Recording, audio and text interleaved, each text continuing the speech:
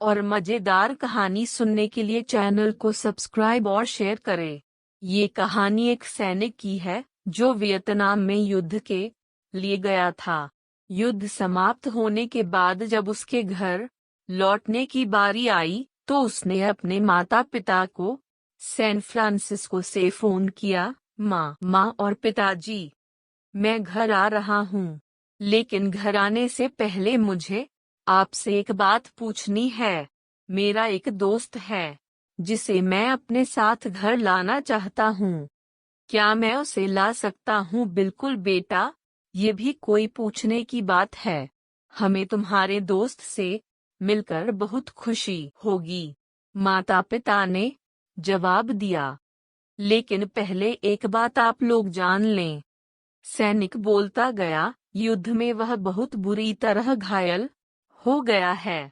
उसने एक बारूदी सुरंग पर पैर रख दिया था और उसमें उसने अपना एक हाथ और पैर गंवा दिया है। उसके पास कोई जगह नहीं है जहां वो जा सके, इसलिए मैं उसे अपने साथ रहने के लिए लाना चाहता हूँ। उसकी यह बात सुनकर उसकी माँ बोली, बेटा, तुम्हारे दोस्त के बारे में जानकर हमें बहुत दुख हुआ। हो सकता है हम उसके रहने के लिए कोई जगह तलाश कर सकें। नहीं माँ, मैं चाहता हूँ कि वो हमारे साथ रहे। लेकिन बेटा, अब पिता ने कहा, तुम समझ नहीं रहे हो कि तुम क्या चाह रहे हो। इस तरह का अपाहिज व्यक्ति हमारे लिए कितना बड़ा बोझ होगा।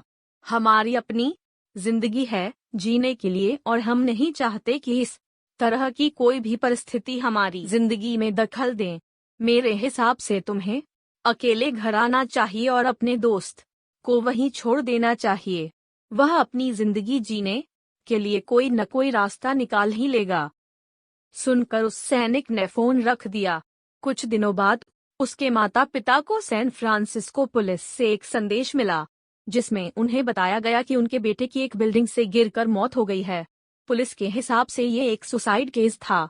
दुखी माता पिता ने तुरंत ही सैन फ्रांसिस्को के लिए फ्लाइट बुक कराई और वहां पहुंच गए। वहां उन्हें शहर के मुर्दाघर ले जाया गया ताकि वे अपने बेटे की पहचान कर सकें। उन्होंने उसकी पहचान कर ली, किंतु ये देखकर उनकी कंपकंपी छूट गई कि उनके बेटे का बस एक हाथ और एक पैर था। दोस्तों, इस कहानी में जो माता पिता हैं, वे हम में से बहुत से लोगों की तरह हैं जो अपनी सुविधाओं को सबसे अधिक महत्व देते हैं। वे उन लोगों से प्यार करना या रहना या समय बिताना चाहते हैं जो दिखने में अच्छे हैं, स्वस्थ हैं या फिर जिनके साथ रहकर उन्हें मजा आता है। वे ऐसे लोगों को पसंद नहीं करते जो देखने में स्वस्थ, सुंदर या स्मार्ट नहीं हैं या जिनके साथ वे मजा नहीं कर पाते या जो किसी भी रूप में उनके लिए असुविधाजनक हैं। वे ऐसे लोगों से दूरी बनाकर रखते हैं। लेकिन कभी कभी उनके इसी व्यवहार के कारण उनके सामने ऐसी परिस्थितियां उत्पन्न हो जाती है जब उन्हें पछताना पड़ता है। आइए लोगों को वे जैसे हैं वैसे ही अपनाएं और जरूरत पड़ने पर उनकी मदद करें। चैनल को सब्सक्राइब करें